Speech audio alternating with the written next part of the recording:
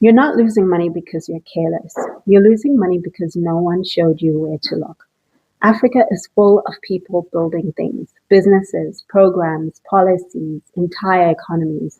But too many of them are leaking, not because the founder is not talented, not because the idea is not solid, but because the system has gaps no one pointed out and no one taught us where to look.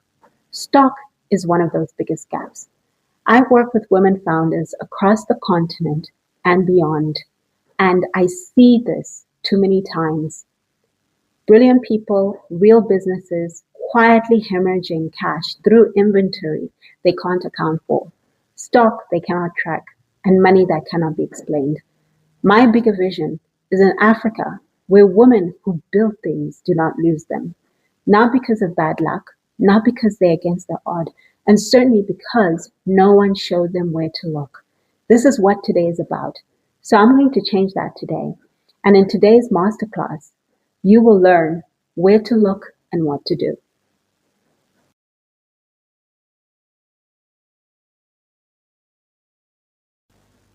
How often do you perform a full stock count? Is it daily or weekly? Is it monthly? Or is it whenever you remember? Or are you still at the stage of what is a stock count? It's okay, no judgment. But whatever your stage is, I want you to reflect on that. And as I go through the next briefings, I want you to remember that. So I'm going to cover 4 modules.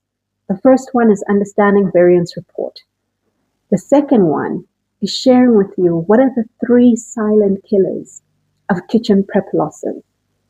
And number 3 is about what is the financial impact and the root cause analysis. And lastly, we're going to now focus on how do we build a control system once we were able to locate the leak and know what to do. We're going to spend the next 13 minutes pulling back the curtain on 2 reports that live in almost every kitchen and that most people either ignore, misread, or have never been shown properly. That ends today. What is a Prep Variance Report? Let's start with the Prep Variance Report. Here's the simplest way I can describe it. It's the report that watches what your kitchen makes, not what it sells. Every time your team preps something, whether that's portioning chicken, making a sauce, slicing vegetables, that prep gets recorded. The system expects a certain amount of raw ingredient to go in and a certain amount of finished product to come out. The Prep Variance Report tells you, did those 2 things match? If your chef used 10 kgs of chicken to prep, the system expected 8.5 kgs of usable portions. Did you get 8.5 kgs or did you get 7 kgs? That 1.5 kg gap, that is your prep variance. It measures yield, how much of what you bought actually became something you could sell. Why does this matter? Because every kilogram you lose in prep is money that was spent but will never come out back through the sale. It's invisible, but it's real.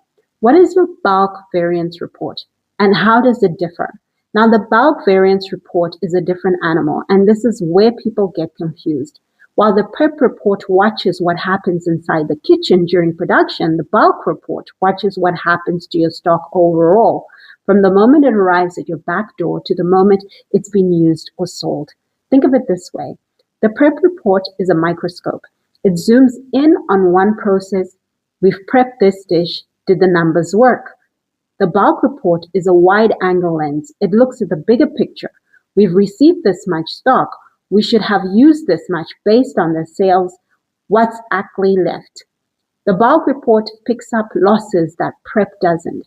Things like stock that went missing before it even reached the kitchen, receiving errors where you were invoiced for 20 units but only got 18, spoilage that happened in the fridge before anyone touched it, or the portions that left the kitchen but never made it onto the bill.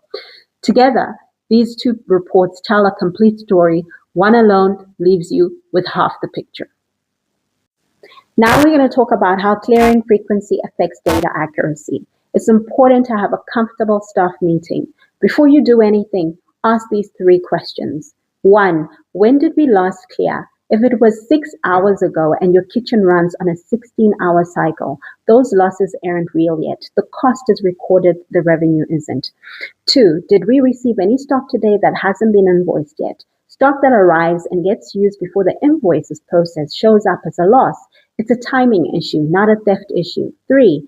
Are these losses consistent or random? If the same 3 items show losses every single day, that's a pattern worth investigating. If it's a different item every day, it's likely a data timing or recording problem.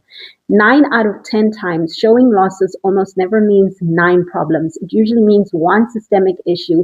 Either the clearing cycle is wrong, the receiving process is inconsistent, or someone isn't recording transfers between sections.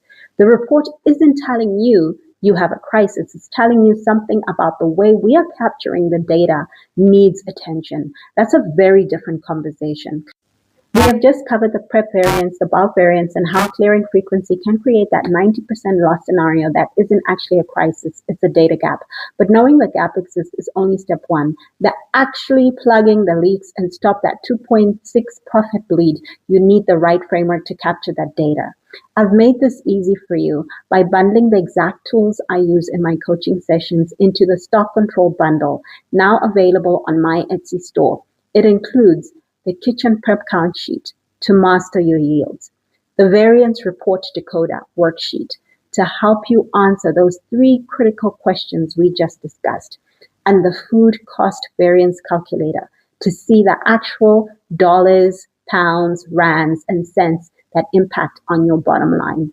You can download the entire bundle right now at hungerconsulting.etsy.com.